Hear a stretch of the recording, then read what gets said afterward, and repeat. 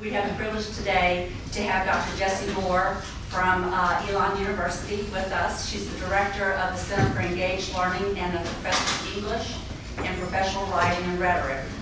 She leads the center's research seminars, which support multi-institutional inquiry on high-impact pedagogies and other focused engaged learning topics. She's authored and co-authored several publications and books. We're thrilled to have her on campus. And welcoming Dr. Jessie Moore. I am working in a center that started because my institution does a lot with engaged learning practices. We are often nationally recognized for our work in study abroad, learning communities, service learning, internships, and other high-impact practices. But one of the things that we hadn't been doing is really looking at research on those practices. And in 2012, our then president challenged a couple of us to think about repositioning the university not only as an expert in practices related to high-impact pedagogies, but also to research on high-impact pedagogies.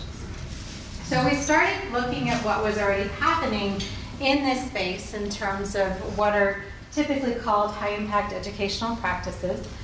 This is a term that is introduced by George Koo in work with the Association of American Colleges and Universities.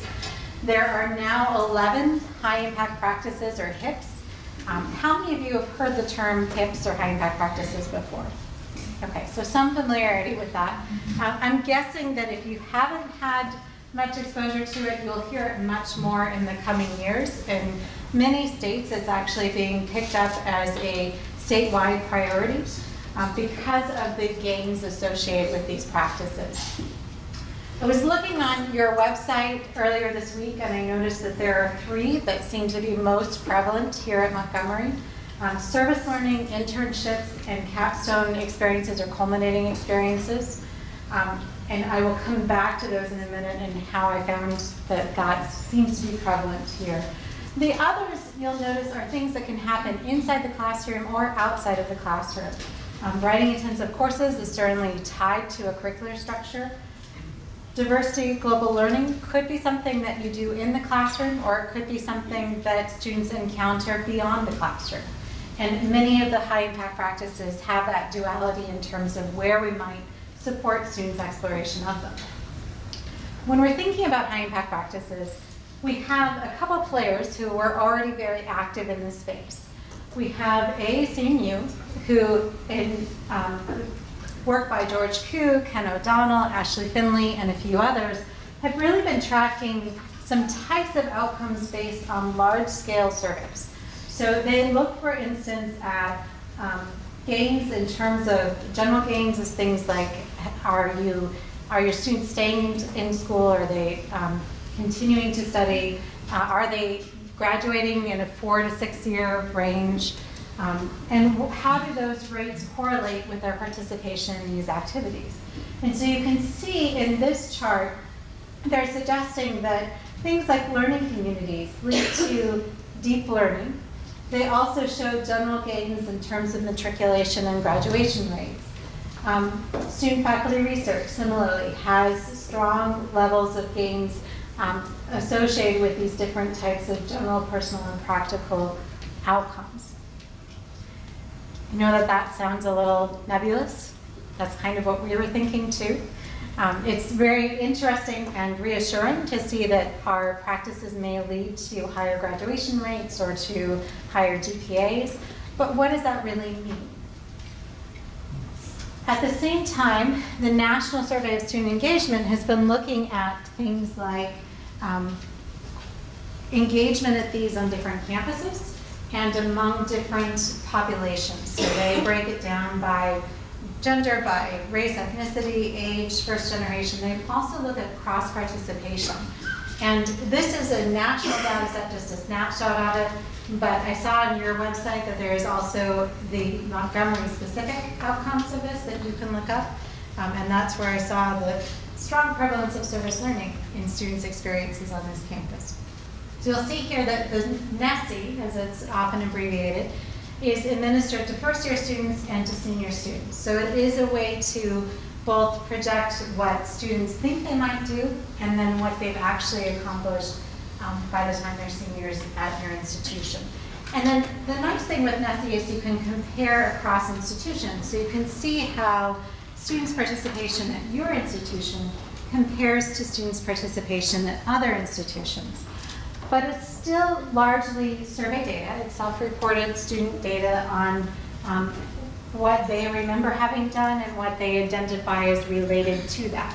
So for instance, we sometimes at our institution look at the data on writing. There's a question about how many long papers students have written. And students will say, oh, I only did one. And we're going, wait a minute. We know we assigned more than just one. So there's a little bit of tension there between what students identify with each of these categories and what we as faculty and staff might identify. But it does still give us a large snapshot version of what's happening across our campus and among multiple campuses. So, and the source for that, happy to share this later, but you can find the full report rather than just the first half page of it on NESI's website. So, as we were looking at this in 2012, we realized that there's a fair amount out there in terms of what we might call high-impact practices. But we could know more about how to do these practices well, how to scale these practices to many students, and how students integrate their learning across multiple high-impact experiences. And that's where we try to fill in the gap a little bit. Our approach to figuring out these questions is through our signature program of research seminars. So each year we start a new research seminar that lasts for 3 years. So we always have 3 research seminars going and 1 in development. The research seminars invite 24 to 36 participants to join us for a week each of 3 summers to collaborate on a research project. This is a competitive application process. For the one that is starting this summer, we had over 120 applications and we selected 33 participants. So you can see that it's not a given thing, it is competitive. And part of the reason it's competitive is because we want to make sure that we have multiple institution types represented, multiple disciplines represented, multiple career stages represented, so that we're really getting a mix of researchers and can talk across institution types. When these 24 to 36 folks come to our campus, they work in teams of 4 to 8 to develop a shared inquiry question, to develop shared research methods, and then to go out to their own campuses and gather data. They come back in the second summer to work through what they've gathered so far, to analyze their year 1 data, and to talk across teams about how what this group has learned might inform what this group has learned. They then go away and collect a second year of data and come back and analyze it, write about it, present on it. So it's a 3-year collaborative scholarship of teaching and learning project. One of the things that we think is a benefit of this model, to go back to that multi-institutional piece, is that we are really able to speak to multiple institution types. We're able to look at research results and say, okay, these aren't just apply at Elon, because we know that we also have Montgomery, and we have Georgetown, and we have Winston-Salem State represented in this team, and they've tested these ideas at all of those institution types. And they've had time to figure out what they might need to tweak to work across all those institution types rather than at just one of those institution types. So this is a visual representation of how it works. You can see folks coming from different institutions. They become part of the seminar team. The seminar team then divides out into research cohorts, but there's always a duality here in terms of where information is feeding. So as the research teams are learning things, they share it with the broader research seminar. And as we're starting to see trends across groups, then that feeds back out to the smaller research teams, which also allows that large grouping, the seminar participants as a whole, to start to think about what are we learning across teams that might really be transformative on a topic. And I want to emphasize again that these are multidisciplinary research teams. So we had a research seminar on mentoring undergraduate research. We had the sciences well represented, but we also had social sciences, we had health sciences, we had arts and humanities. And the beauty of that is that in addition to being able to talk about undergraduate research at multiple institution types, we could talk about practices that work not just for the sciences, but also can be adapted for the arts. Those aren't always easy conversations, but they were fun conversations. So Elon then becomes the hub of this research project. And I want to just say briefly that we are not a principal investigator in this work. We are bringing together people under a shared broad question, but we are really serving as a facilitative center.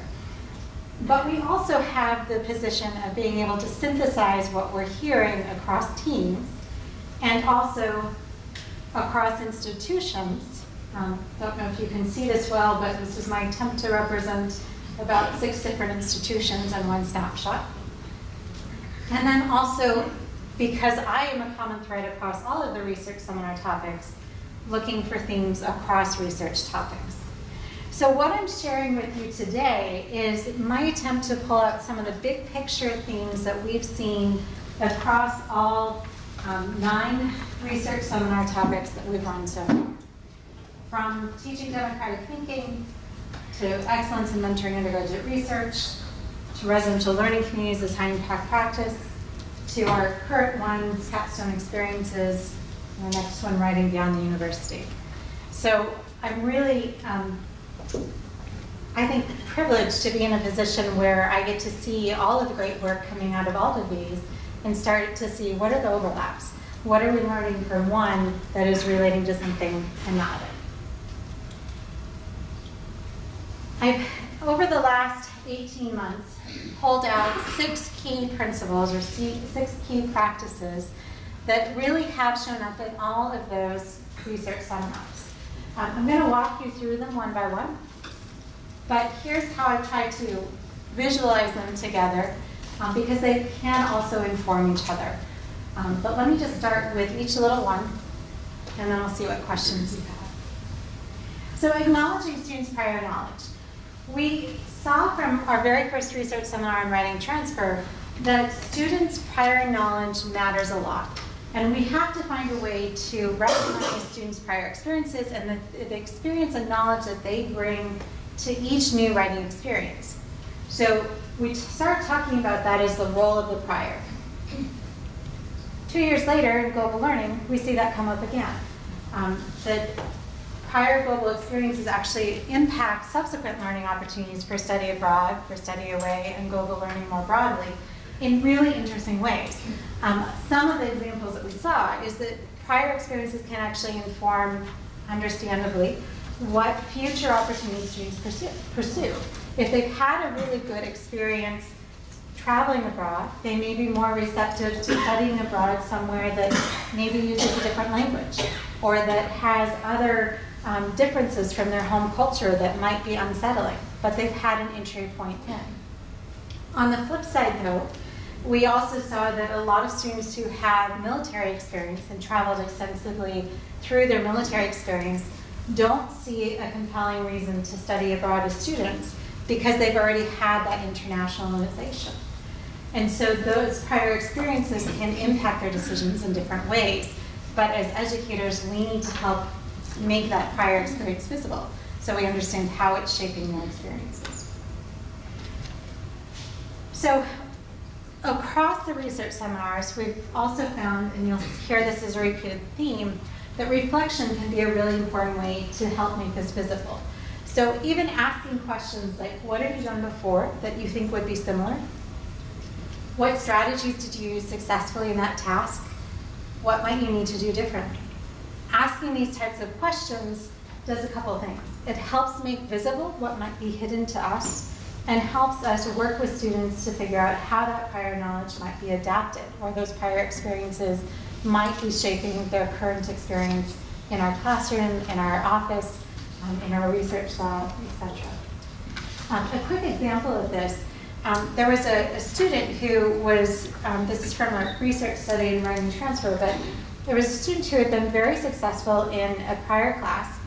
She came into a new course and she just was struggling. She thought that she was applying knowledge in really important and appropriate ways, but she was actually failing each writing assignment. And she revealed to a researcher, unfortunately not to her faculty member, but she revealed to a researcher that she was using strategies that she had learned in a prior class at that same university. What she didn't realize is that it was a different audience and a different purpose in this new course, and she wasn't adapting that prior knowledge appropriately. So she thought she was taking something that she'd learned and appropriately applying it to the new context. The faculty member really didn't understand that any of those attempts were going on. The faculty member, in interviews with the researcher, said, "I'm just really frustrated. She doesn't seem to be trying." Not understanding that the student was trying, just trying different strategies than what the faculty member realized she might have in her toolkit. The second piece, the second cross-cutting theme, is the need to facilitate relationships. This past summer, my center and Elon's poll collaborated on a poll of 18 to 35-year-olds about their significant relationships in college. It was that was the central theme of the poll. There were some other surrounding questions, but asking students or alumni and graduates what kinds of relationships they've had in their university experience and how those had shaped their subsequent life experiences. The poll found that the graduates had 7 to 10 significant relationships with faculty and staff were more than 3 times as likely to report that their college experience was very rewarding than those with no such relationships. So if you aren't connecting with the people on your campus, you aren't having the same type of experience as the students who are managing to form those connections. And they found similar effects in the poll for peer relationships in college. Now, the challenging thing is that most of these relationships were formed in the first year, which suggests that as staff and faculty on a college campus, we need to be very attentive to how we're helping students meet key people and develop relationships in their first year on campus. And that doesn't necessarily, even as transfer students, that's not necessarily their first year in university writ large. That's their first year on a college campus, whichever campus it is. So we know that relationships are important, and we know that they're especially important in the first year. We also, I'm going to draw your attention to this quote at the bottom. This is from our Residential Learning Communities Research Seminar. They were looking at the role of faculty and staff interactions with students, primarily in residential life settings. First of all, it's important to note that they discovered that there was no statistical difference in students' experience with relationships with staff versus relationships with faculty. They explored that in multiple ways. Both were equally valuable. Now here's the part that might be a little challenging for some faculty. The academic engagement is certainly important, but the social interactions were statistically more important for psychological sense of community. In other words, if you want your students to feel like they belong on your campus, it's not enough to interact with them about your academic area. You have to add a social piece. And that doesn't necessarily mean a pizza party in the residence hall. It might be eating in the residence, in the dining hall with them and talking about your academic life in that setting, but showing an entry point that is outside of the classroom, outside of your office. It also can include things like asking about how they're doing outside of your classroom, what else is going on in their life. And there are some practices where this is perhaps easier to do. If we're working with students one-on-one, it may be more natural for us to ask those types of questions about life beyond the classroom, life beyond our academic area. But even in a classroom, I think that we can introduce this sense of well-being, this social interaction, by just starting the class by saying, so how's your week going? What have you been doing? What's been keeping you busy? How was your weekend? Did you do anything fun? Showing those senses of interest in their life beyond our sphere can help build this social community. Questions so far? I'm going to pause and see if there are any things that I need to clarify before we move on. Yes? Back to learning communities. Has research shown that there's any benefit of being a part of a learning community, not in the first year, but maybe in the second year, third year, and fourth year or beyond? Yes. So the question is if there's any research that's shown benefits of participating in learning communities beyond the first year. And it's limited, but yes.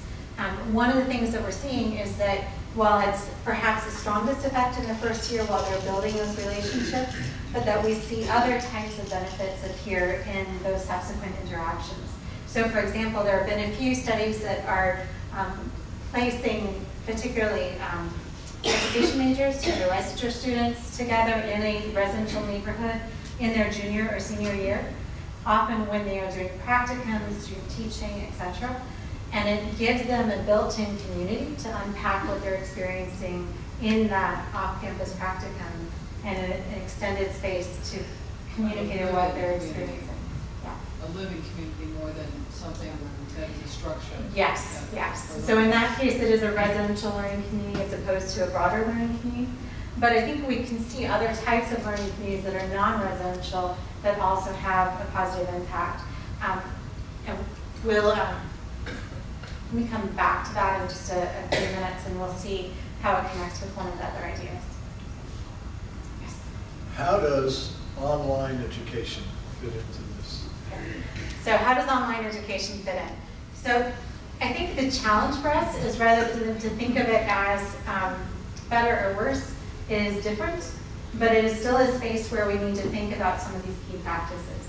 So for instance, we still need to facilitate relationships, and it may actually be more important in an online space where we aren't having the face-to-face interactions that help with this sense of community. So the practices still apply. We may have to think about them slightly differently in terms of how we implement them, but they still resonate and they still contribute to how these can work well, and how our practices can work well. Please take somebody else's question, but I have that one. Okay. Any other questions? Okay, go ahead. Okay. Back to the prior knowledge. Wonderful ideas. I run into this issue all the time. Is this something that you would do before the assignment or as you give the assignment, or is it something you do as a reflective assignment experience on why didn't I do well? Yes, all of the above. So the question was, when do you help students make the prior visible? You can bring it in when you introduce an assignment. One of my favorite things is to do just a 5-minute exit, where before they leave class, students have to write on the index card their understanding of the assignment and what prior experiences they think might be relevant. They hand those in as they leave class. I quickly go through them, and I start the next class period reflecting on the adaptability of the prior experiences that they think relate.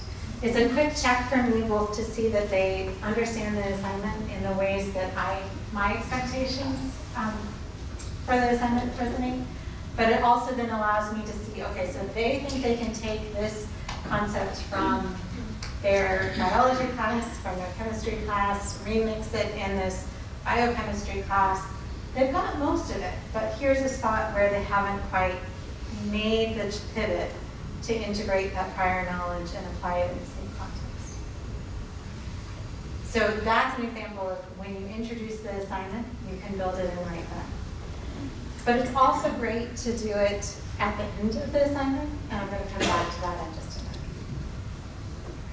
So I'm going to move on a little bit, and then I'll take more questions later in the presentation.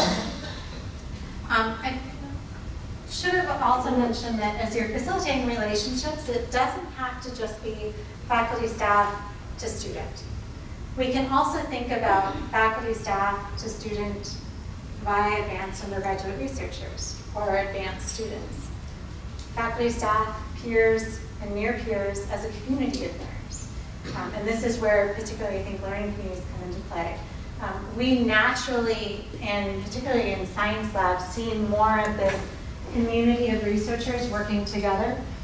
I think that that's a structure that we need to try to integrate more in other spaces on campus, where it's not just a faculty or staff working with an individual student, but we are relying on near peers to help explain transitions, to help students make connections, and to help provide mentoring and scaffolding for new students, new members of that community.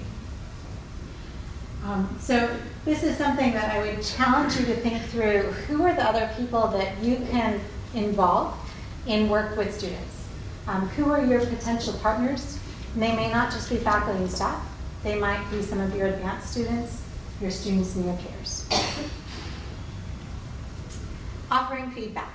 I have to admit that this is one I particularly like. As a writing faculty member, that might not be surprising. Or maybe it is, and we do a lot of grading. We're not alone in that, but we read a lot of papers. The NSSE writing module, the National Student Survey of Engagement writing module, from 2018 reported that 14% of seniors said that they had not received feedback from a classmate, friend, or family member about a draft before turning in the final assignment for any writing assignment. Meaning that they had not sought feedback on any of the writing assignments that they had done from any of those parties before submitting the final version. 20% of the seniors reported that they had not given feedback to a classmate for any writing assignment. Why does this matter? Well, feedback can actually be very formative, not only for the student receiving the feedback, but feedback actually helps with the learning process. There's this phenomenon called giver's gain, that when you are giving peer feedback, you're actually learning more about the expectations of the assignment. You are perhaps thinking through how you might handle revisions in the case that you're looking at. And you are solidifying or testing your understanding of the criteria or expectations for the assignment. There's an article that will be coming out from Bill Hart-Davidson and Melissa Graham-Meeks that with this quote, "Giving helpful feedback is a way to practice something that students must do themselves to be successful, revise their own work." And they work in a nonprofit company called Eli Review that is focused on a peer-reviewed tool. But one of the cool things about their tool is it's given us ways to actually compare how much feedback students give and get in very quick ways. So I'm sharing two graphs from my own students, and I will say that please note the scales are different.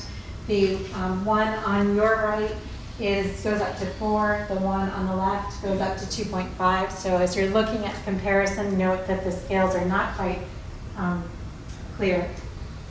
But as you look at these two, the black line is the top 30% of students' ratio of words given in peer feedback to the ratio of words received. The green line is the bottom 30% of the ratio, and then the blue line is the students' ratio of how many words they gave to their peers versus how many words they received in peer feedback. What might giver's gain enable us to predict about these two students' performance in the class? If you can kind of see from the back, what differences do you know? Who's giving more feedback? Abby on the left or Hannah on the right?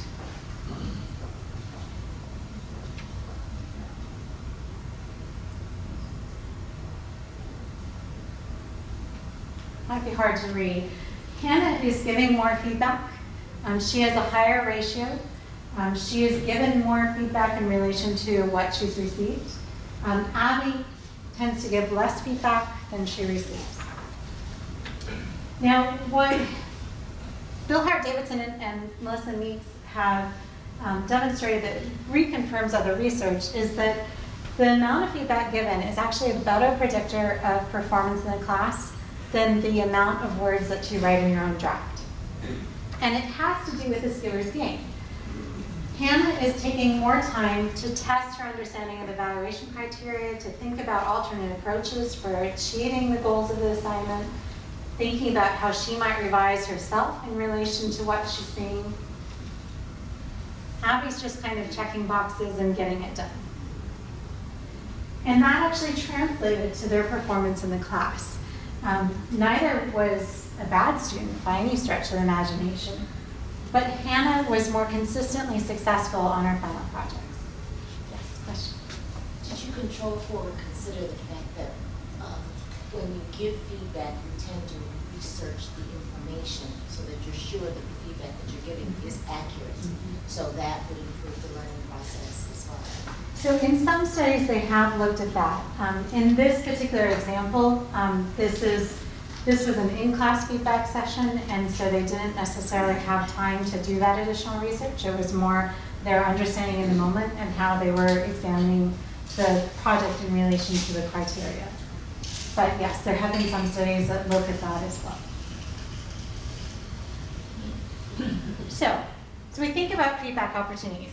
It doesn't just have to be faculty or staff giving feedback to others.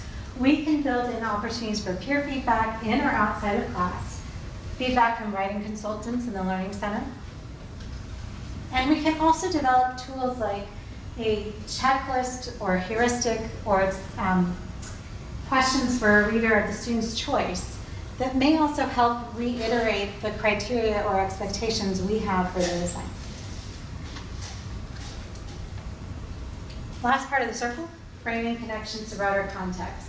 From writing research and our research seminars, we have this finding that students gain more experience making rhetorical writing decisions based on audience awareness when they are actually writing for real audiences. What does that mean? If they know that there is an employer or a nonprofit director or someone else on campus that they care about who's going to read what they're writing, they spend more time thinking about how that audience impacts the decisions they should be making. They spend more time thinking about the types of evidence that that person is expecting to see. They spend more time thinking about the writing choices, the word choices, the organizational structures that work for that audience. So the more we can help students connect to real life scenarios with real audiences, the more we can encourage this complex thinking about the situations they're applying their knowledge to.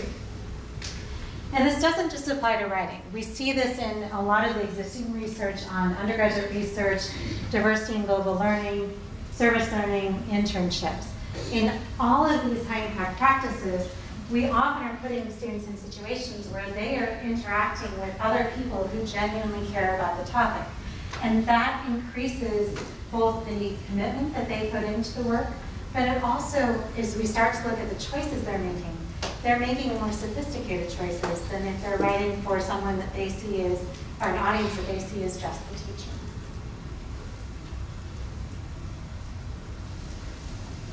This doesn't have to be an all or nothing choice. We can scaffold these experiences across the curriculum. So for instance, some of my colleagues in business have a course sequence where in the intro-level course, students are doing cases based on real examples. So they are seeing things that actually played out in businesses around the US. They're thinking about how they would respond. And then they also have a chance to compare that to some of the actual responses that played out in real life. They then progress to client projects, where it's one discrete project within the course, but they have an actual client that they're working on. And they are meeting with that client and then delivering their work to that client. So they have a very authentic audience that they're trying to address the needs of. And then in one of their junior year courses, they have a service learning project where students are volunteering for 20 hours across the semester in their service learning partner site, and also doing a project for that service learning partner. So you can see that they are building up in terms of the commitment to an authentic audience, and in some ways also the time commitment for each. But each of these can be very valuable in terms of framing connections to broader context. I would argue that these also introduce opportunities for building relationships with other people as well. As soon as you have a client, as soon as you have a service learning partner, you are building a relationship with someone else in the broader community.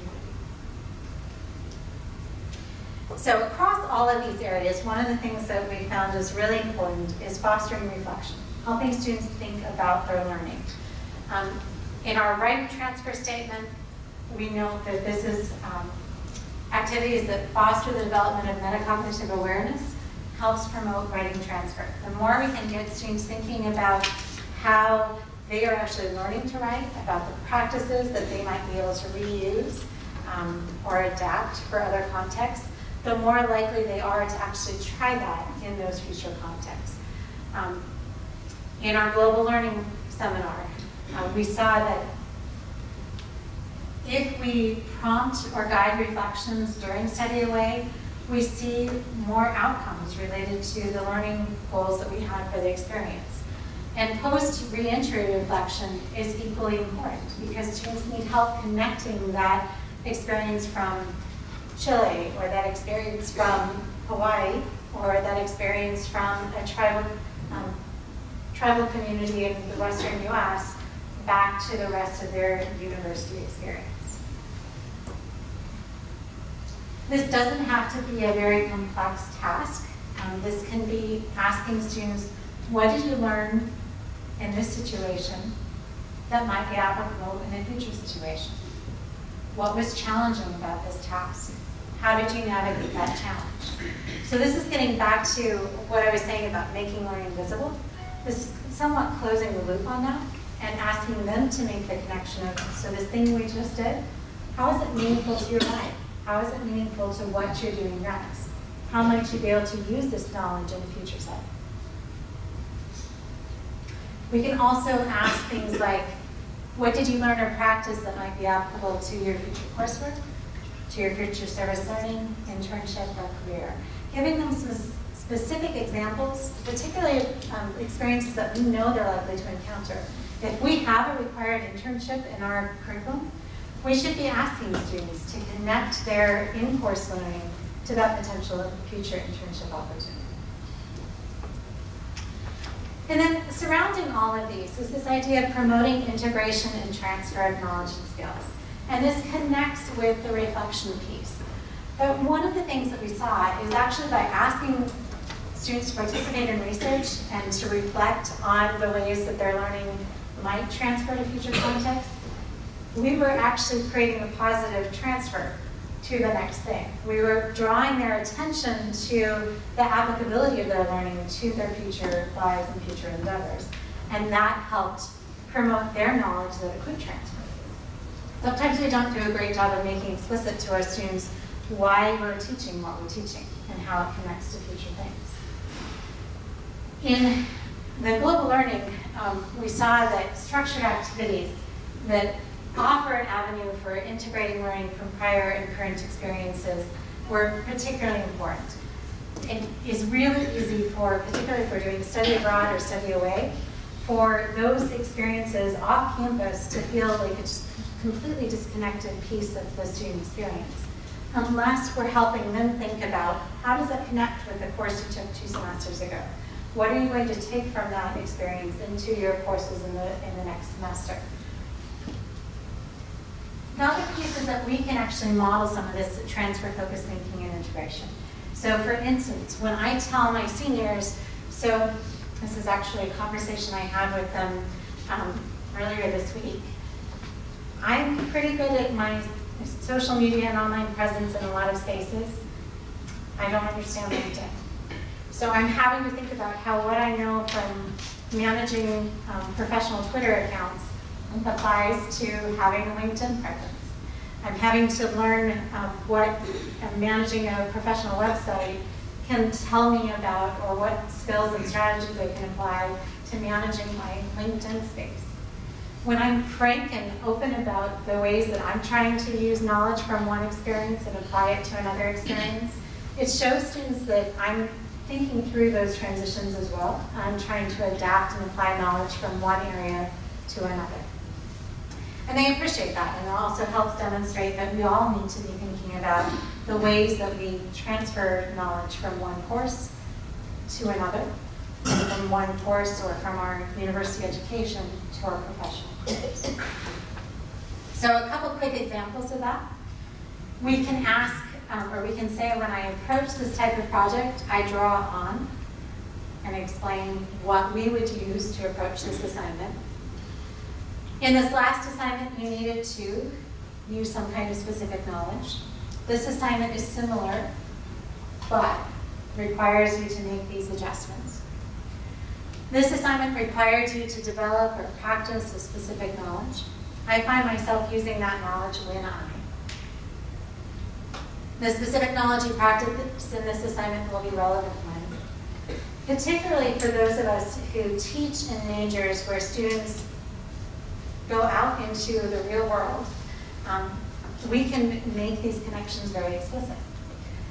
Even those of us who are in the category of humanities majors that are getting a lot of critique right now for how are they relevant to the broader world, we can certainly help students see that relevance when we say, okay, so when I'm working in my volunteer role with a local community organization, this knowledge comes into play. Here's how I use this skill. Here's why it's important that I can really critically evaluate sources. But helping demonstrate to students what that transfer might look like. One other thing that I will throw out here as part of this promoting integration, transfer, and knowledge, e-portfolios are the 11th kind by practice. They were announced officially as the 11th in 2017, or 2016, but they can be very useful as an advising tool to help students think ahead to what they might do and how experiences might connect, how they might plan intentional connections. They can also be professional identity development tools as students reflect on how what they've learned in your course connects to what they've learned in your course, connects to their on-campus employment opportunity, and so forth. So I'll throw that out as additional strategy for this final key practice. The last thing I want to say before I see if you have any questions, because I know I've just thrown a lot at you, is that when we talk about these learning experiences and think about these key practices, we often think about the individual isolated moment in which we're working with students. But our students' lives aren't isolated to that sphere. They bring their prior experiences. They're in a lot of concurrent experiences. They might be course experiences, they might be work experiences, they might be volunteer experiences, student organizations, student government, etc. And then they also are moving into future experiences. And so one of our challenges as faculty and staff in these burgeoning relationships is to help students make those connections, which means we also have to be aware of the connections. So there's the idea that I'm testing. Love to hear what resonates, what's challenging. Maybe some of it is just, well, yeah, why is that rocket science? Hopefully it's not. But I'd love to hear your questions, your reactions, as we have 5 more minutes for anything that doesn't need.